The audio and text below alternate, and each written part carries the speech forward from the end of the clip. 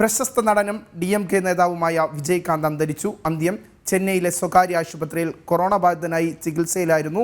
വിവരങ്ങളുമായി ഐസൻ ജോസ് ചേരുകയാണ്. ഐസൻ, വലിയൊരു സിനിമ നേതാവിനെയാണ്, അല്ലെങ്കിൽ സിനിമയുടെ ഭാഗമായി തമിഴകത്തിൽ ഏറ്റവും കൂടുതൽ വാഴുന്ന ഒരു വ്യക്തിത്വം തന്നെയാണ് വിജയകാന്ത്. അദ്ദേഹത്തിൻ്റെ വിയോഗം നമുക്ക് എങ്ങനെ വിലയിരുത്താം?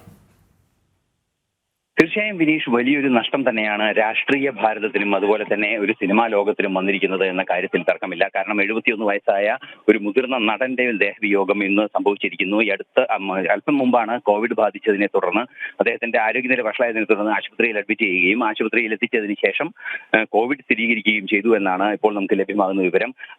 ദിവസങ്ങൾക്ക് മുമ്പ് ആരോഗ്യനില ഗൗരവതരമായതിനെ തുടർന്ന് ആശുപത്രിയിൽ പ്രവേശിപ്പിക്കുകയും തുടർന്ന് ദീർഘകാലത്തെ ചികിത്സയ്ക്ക് ശേഷമാണ് ആശുപത്രി വിടുകയും ചെയ്തത്. എന്നാൽ അന്ന് തന്നെ ഇത്തരത്തിൽ ഒരു ഗുരുതരാവസ്ഥയിലാണ് വിജയകാന്ത് എന്ന വിവരങ്ങളെല്ലാം തന്നെ പുറത്തു വന്നിരുന്നു.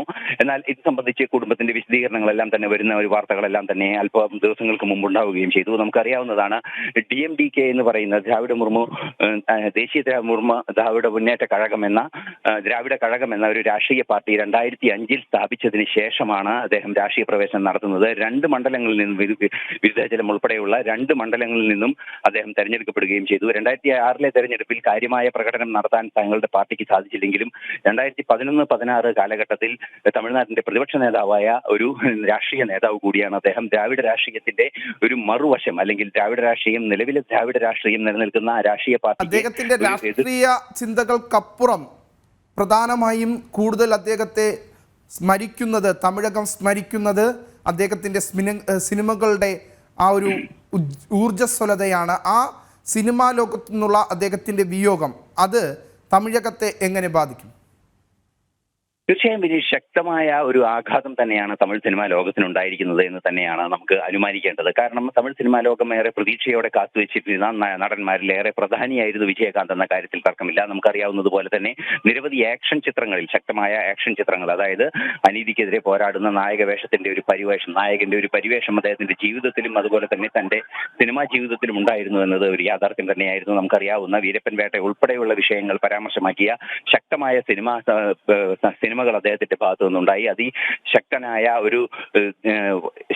ഒരു നീതിവാദിയുടെ ഒരു ബോധ്യം ജനങ്ങളിലേക്ക് എത്തിക്കുന്നതിനും അത്തരത്തിലുള്ള ഒരു ആശയം പ്രചരിപ്പിക്കുന്നതിനും സാധ്യമായ നിരവധി സിനിമകൾ അദ്ദേഹത്തിന്റെ ഭാഗത്തു നിന്ന് കമേഴ്ഷ്യൽ സിനിമകളാണെങ്കിൽ കൂടി ഉണ്ടായിരുന്നു എന്നത് ഒരു യാഥാർത്ഥ്യം തന്നെയാണ്. നിരവധി സിനിമകളിൽ അദ്ദേഹം അഭിനയിക്കുകയും ചെയ്തു. 154ഓളം സിനിമകളിൽ അഭിനയിച്ചു എന്നാണ് ഒരു പ്രാഥമികമായ ഒരു കണക്കെടുപ്പ് നടത്തുമ്പോൾ നമുക്ക് മനസ്സിലാക്കാൻ സാധിക്കുന്നത്. ഇതിൽ പലതും സൂപ്പർ ഹിറ്റുകളായി മാറുകയും ചെയ്തു. 90കളിൽ ശക്തനായ മലയാളക്കരയിൽ വരെ ഏറെ സ്വാധീനം ചെലുത്തിയ ഒരു നടൻ കൂടിയായിരുന്നു വിജയകാന്ത്. കേരളത്തിൽ പോലും 90കളിലും അതുപോലെ തന്നെ 90കളുടെ 80കളുടെ അവസാനത്തിലും എല്ലാം തന്നെ ശക്തമായ ഒരു സാന്നിധ്യമാവാനും തമിഴ് സിനിമയുടെ ശക്തമായ ഒരു സാന്നിധ്യമാവാൻ മലയാളക്കരയിലാകാൻ അദ്ദേഹത്തിന് സാധിച്ചു എന്നതൊരു യാഥാർത്ഥ്യം തന്നെയാണ്.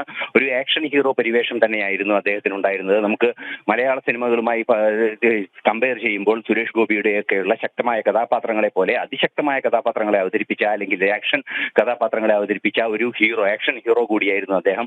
സ്വാഭാവികമായും അദ്ദേഹത്തിന്റെ മരണം ഈ തമിഴ് സിനിമാ ലോകത്തിന് മാത്രമല്ല ഭാരതീയ സിനിമാ ലോകത്തിന് തന്നെ ഏറെ നഷ്ടം തന്നെയാണ് ഉണ്ടാക്കുന്നത് എന്ന കാര്യത്തിൽ തർക്കമില്ല. ഇപ്പോൾ തമിഴ്നാട് രാഷ്ട്രീയത്തിന്റെയും തമിഴ്നാട് സിനിമയുടെയും കഥ പറയുകയാണെങ്കിൽ തമിഴ്നാട് രാഷ്ട്രീയവും സ്വാഭാവികമായും തമിഴ്നാട് സിനിമയും ചേർന്ന് നിൽക്കുന്ന ഒരു രംഗങ്ങളാണ്. സിനിമയിലെ ആ ഒരു വെള്ളിത്തിരയിലെ ലോകം തീർച്ചയായും രാഷ്ട്രീയത്തെ സ്വാധീനിക്കുന്ന ഒരു പശ്ചാത്തലം കൂടിയായതുകൊണ്ട് തന്നെ 2005 ആ ഉത്തമ ബോധ്യത്തോടെ ഒരു പാർട്ടി രൂപീകരിക്കുകയും വീണ്ടും രാഷ്ട്രീയക്കാരനായി രംഗപ്രവേശം ചെയ്യുകയും ചെയ്തു.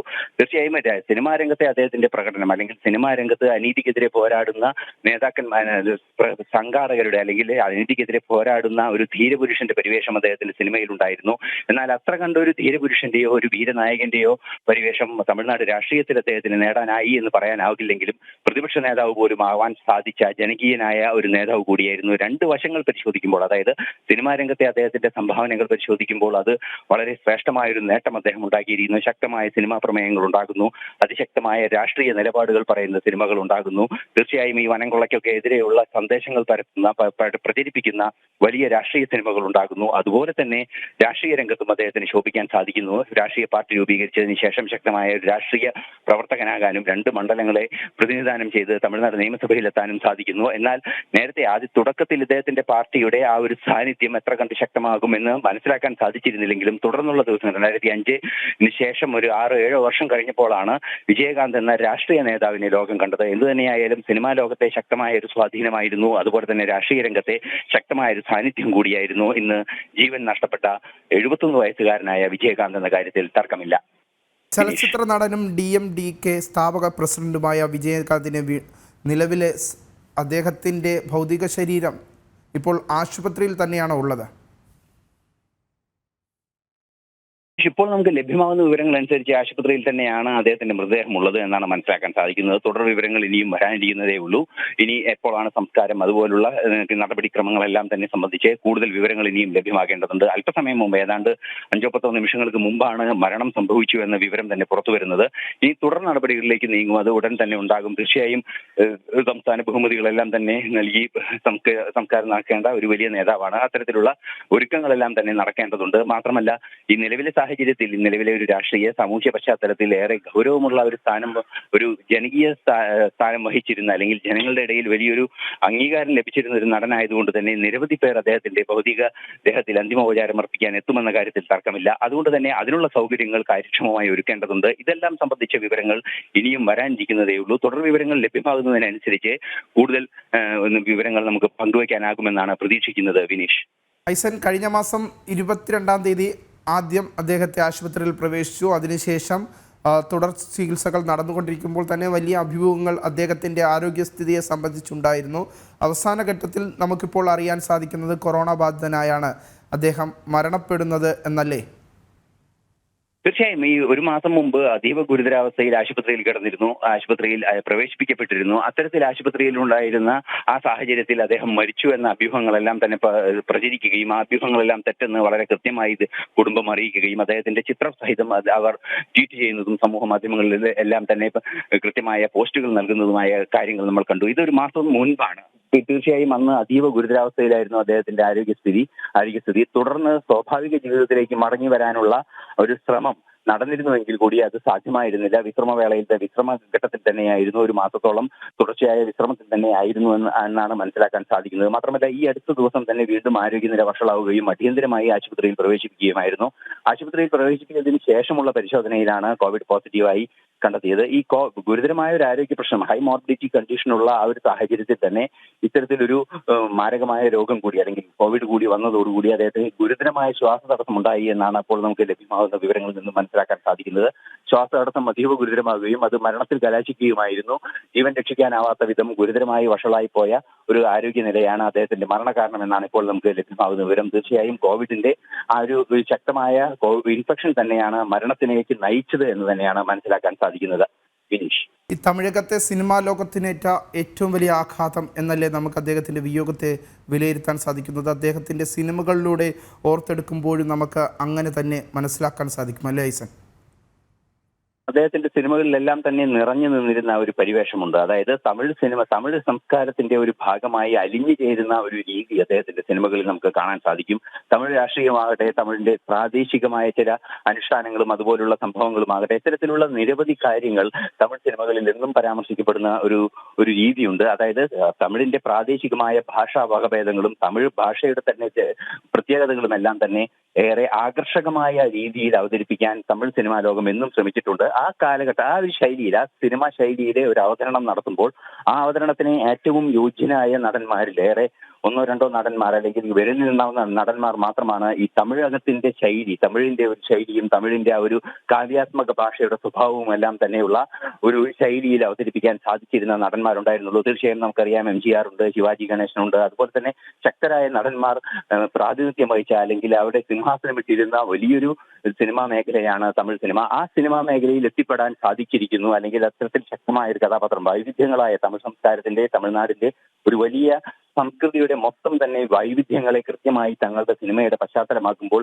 ആദ്യമായി തന്നെ അല്ലെങ്കിൽ ഒന്നാമത്തെ പട്ടികയിൽ വരുന്ന സംവിധായകരുടെയും അതുപോലെ തന്നെ സിനിമാ നിർമ്മാതാക്കളുടെയും ഒന്നാമത്തെ പട്ടികയിൽ വരുന്ന ഒരു നടൻ തന്നെയായിരുന്നു വിജയകാന്ത്. തീർച്ചയായും വൈവിധ്യങ്ങളാർന്ന ഭാഷാ ശൈലിയിലും വൈവിധ്യങ്ങളാർന്ന സാംസ്കാരിക ഭാവങ്ങളിലും വിഷയങ്ങൾ അവതരിപ്പിക്കപ്പെടുമ്പോൾ ആ സമാനമായ നായക പരിവേഷം ലഭ്യമാകുന്ന സാധ്യമാകുന്ന ഒരു നടൻ കൂടിയായിരുന്നു. മാത്രമല്ല ആക്ഷൻ ചിത്രങ്ങളിലെ ശക്തമായ സാന്നിധ്യം, ഒരു ആക്ഷൻ ഹീറോ എന്ന ഒരു വിളിപ്പേരാണ് അദ്ദേഹത്തിന് തമിഴ് സിനിമാ ലോകം നൽകിയത്. ആക്ഷൻ സിനിമാ ലോകം, അതായത് നമുക്കെല്ലാം അറിയാം അതിശക്തമായ പ്രശ്നങ്ങൾ ഉണ്ടായിരുന്ന വനംകൊള്ളയുടെ വിഷയങ്ങളെല്ലാം തന്നെ, സത്യമംഗലം കാടുകളിലെല്ലാം തന്നെ വീരപ്പൻ വേട്ട, അത്തരത്തിലുള്ള വലിയ വിഷയങ്ങളുണ്ടായിരുന്നു. ആ സമയങ്ങളിലെല്ലാം തന്നെ അതിനനുബന്ധമായ ആ കഥാപശ്ചാത്തലം ഊന്നിയ ചില സിനിമകളെല്ലാം തന്നെ പുറത്തു വരികയും ആ സിനിമകളിലെല്ലാം നായകത്വം വഹിക്കുകയും ഒരു ശക്തനായ ഒരു ആക്ഷൻ ഹീറോയായ അല്ലെങ്കിൽ ആക്ഷൻ ഹീറോ എന്ന ആ പരിവേഷം അദ്ദേഹത്തിന് ലഭിക്കുകയും ചെയ്തു. കേരളക്കരയിലാകെ തന്നെ നമുക്കറിയാവുന്നതാണ്, മലയാള നാട്ടിൽ തമിഴ് സിനിമയ്ക്ക് ഒരു സ്വാധീനം പണ്ടേ ഉണ്ട്.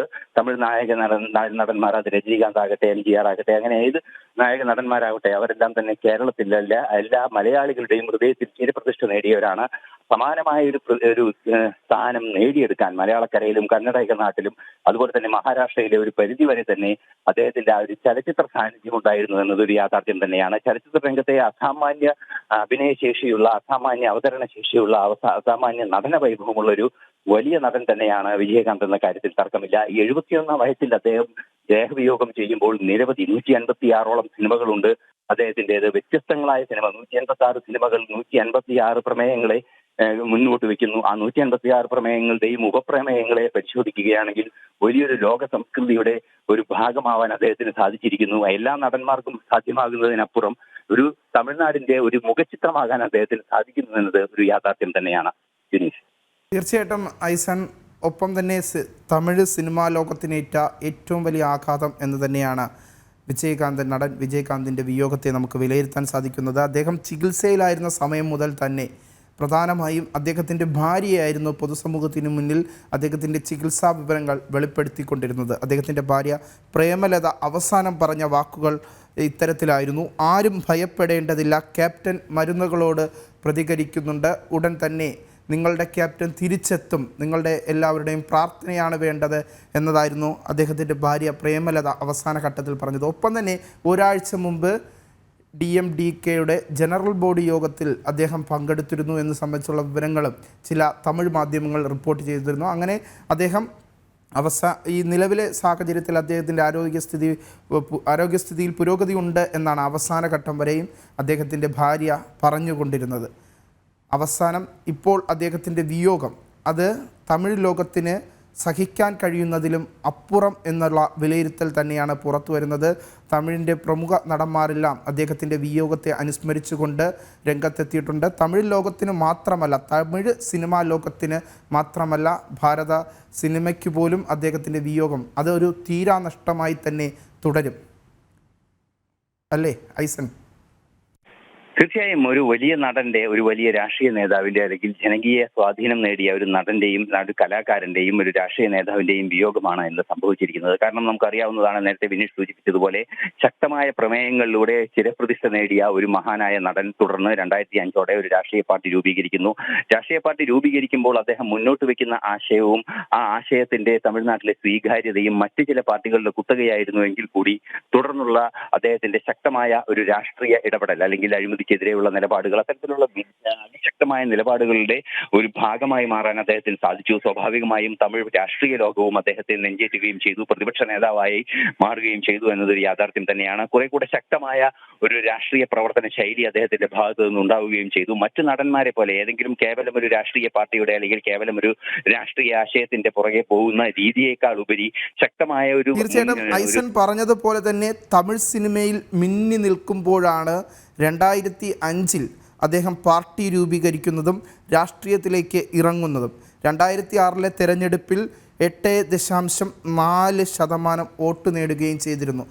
ദ്രാവിഡ തമിഴ് മണ്ണിൽ തൻ്റെ സാന്നിധ്യം നടനൊപ്പം തന്നെ രാഷ്ട്രീയ നേതാവെന്നും തൻ്റെ ആശയങ്ങൾ ഉയർത്തിപ്പിടിച്ചുകൊണ്ട് 2005 പുതിയ രാഷ്ട്രീയ പാർട്ടി ഉണ്ടാക്കിക്കൊണ്ട് തമിഴ് മക്കളുടെ ഇടയിൽ അദ്ദേഹം ഒരു പുതിയ ആശയങ്ങൾക്ക് രൂപം കൊടുക്കുന്ന ഒരു വക്താവായി തന്നെ മാറുകയല്ലേ ഉണ്ടായത്? തീർച്ചയായും വലിയൊരു രാഷ്ട്രീയ മുന്നേറ്റം തന്നെയായിരുന്നു അദ്ദേഹത്തിന്റെ ആശയങ്ങളുടെ മുന്നേറ്റം തന്നെയായിരുന്നു 2005 രാഷ്ട്രീയ പാർട്ടിയുടെ രൂപീകരണത്തോടെ ഉണ്ടായത്. 250-250-ലേറെ സീറ്റുകളിൽ മത്സരിച്ചു എന്നാണ് നമുക്കിപ്പോൾ പ്രാഥമികമായി ലഭ്യമാകുന്ന കണക്കുകൾ. 250-ലേറെ സീറ്റുകളിൽ അദ്ദേഹം മത്സരിച്ചെങ്കിലും വിജയകാന്തിന് മാത്രമാണ് വിജയിക്കാനായത് എന്നത് അന്നത്തെ ഒരു രാഷ്ട്രീയ പശ്ചാത്തലത്തിൽ സാധ്യമായ ഒരു വസ്തുത തന്നെയായിരുന്നു. പിന്നീടാണ് 2011 തെരഞ്ഞെടുപ്പിൽ സ്വാഭാവികമായും നമുക്കറിയാവുന്നതുപോലെ ശക്തമായൊരു അഴിമതി വിരുദ്ധ രാഷ്ട്രീയത്തിന്റെ ആശയം മുന്നോട്ട് വെച്ച അദ്ദേഹം കൃത്യമായി അഴിമതി വിരുദ്ധമായ നിലപാടുകൾക്ക് നേരെ മുന്നോട്ട് പോവുകയും സ്വാഭാവികമായും ഈ അഴിമതി വിരുദ്ധതയുടെ ആ ഒരു രാഷ്ട്രീയം തമിഴ് രാഷ്ട്രീയത്തിനെ അല്ലെങ്കിൽ തമിഴകത്തിനെ മുന്നോട്ട് വെക്കുകയും ചെയ്ത ആ ഒരു രാഷ്ട്രീയ പശ്ചാത്തലത്തിൽ തന്നെയാണ് അദ്ദേഹം പ്രതിപക്ഷ നേതാവ് പോലും ആകുന്ന ഒരു സാഹചര്യം ഉണ്ടായത്. തീർച്ചയായും നമുക്കറിയാവുന്നതാണ് ദ്രാവിഡ രാഷ്ട്രീയം എന്ന അല്ലെങ്കിൽ ദ്രാവിഡ മുന്നേറ്റം അല്ലെങ്കിൽ ദ്രാവിഡ രാഷ്ട്രീയം എന്നെല്ലാം ഉള്ള ആശയങ്ങൾ തമിഴ്നാട്ടിൽ ഏറെ ശക്തമാണ്. അത് മറ്റൊരു രാഷ്ട്രീയ അല്ലെങ്കിൽ ഒരു സാമൂഹ്യ രാഷ്ട്രീയ പശ്ചാത്തലത്തെ സംരക്ഷിക്കുന്നതിനെ ദ്രാവിഡർ എന്ന് പറയുന്ന അല്ലെങ്കിൽ ദ്രാവിഡ മുന്നേറ്റം എന്ന് പറയുന്ന ആ ഒരു രാഷ്ട്രീയ ആശയത്തിന് ഏറെ സ്വാധീനമുണ്ടായിരുന്ന ഒരു മണ്ണാണ്.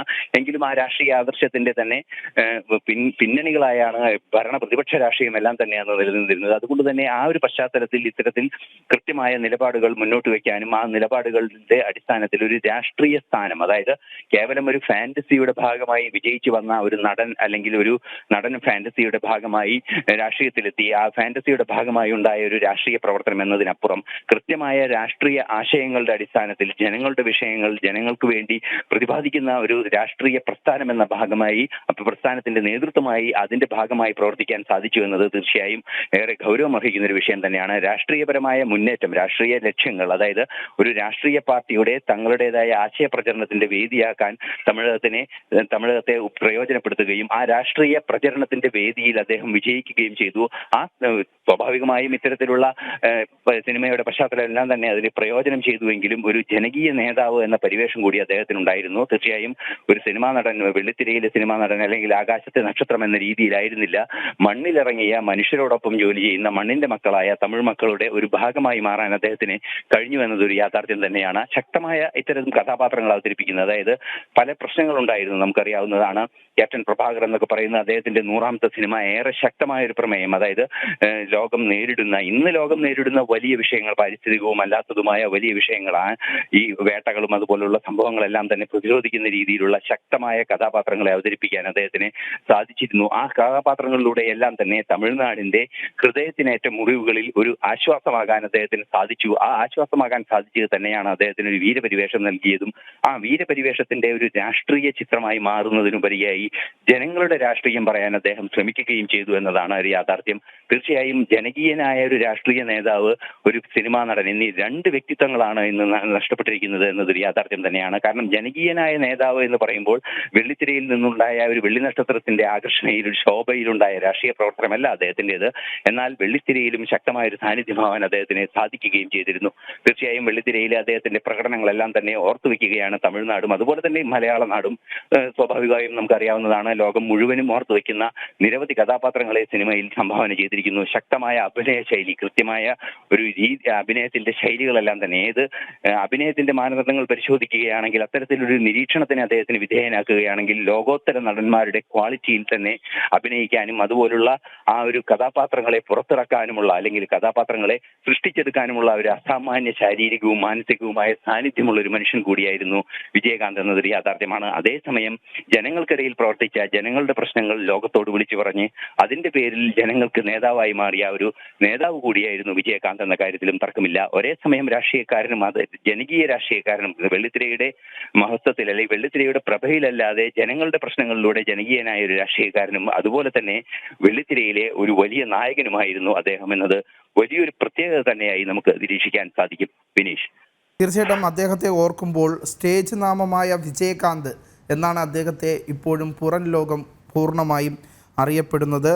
നാരായണൻ വിജയരാജ് അളഗർ സ്വാമി എന്നതാണ് അദ്ദേഹത്തിൻ്റെ ഈ വിയോഗത്തിൽ നമുക്ക് അദ്ദേഹത്തെക്കുറിച്ച് ഓർക്കാൻ സാധിക്കുന്നത്. സ്റ്റേജ് നാമം മാത്രമാണ് വിജയകാന്ത് എന്ന ആ ഒരു വ്യക്തിത്വം സിനിമാ ലോകത്തെ അദ്ദേഹത്തിൻ്റെ ആ ഒരു മികവും ഒപ്പം തന്നെ രാഷ്ട്രീയ രംഗത്തെ അദ്ദേഹത്തിൻ്റെ കുശകലതയും എല്ലാം തന്നെ തമിഴകത്തെ ഏറ്റവും കൂടുതൽ സ്വാധീനിച്ച ഘടകമാണ്. അദ്ദേഹത്തിൻ്റെ സ്റ്റേജ് നാമം മാറ്റിക്കഴിഞ്ഞാൽ അദ്ദേഹത്തിൻ്റെ പൂർണ്ണ പേര് ഇത്തരത്തിലായിരുന്നു: പണ്ട് ആദ്യ കാലഘട്ടങ്ങളിൽ അദ്ദേഹത്തെ അറിയപ്പെട്ടിരുന്നത് നാരായണൻ വിജയരാജ് അളഗർ സ്വാമി എന്ന നാമത്തിൽ. അത് പിന്നീട് അദ്ദേഹത്തിൻ്റെ സിനിമാ ലോകത്തിലേക്കുള്ള കാൽവയ്പിൽ അത് മാറി സ്റ്റേജ് നാമത്തിലൂടെ വിജയകാന്ത് എന്ന തലത്തിലേക്ക് അദ്ദേഹം ഉയർന്നു. എന്തായിരുന്നാലും അദ്ദേഹത്തിൻ്റെ വിയോഗം ഇന്ന് തമിഴകത്തിന് മറക്കാനാകാത്ത നിമിഷം തന്നെയാകും.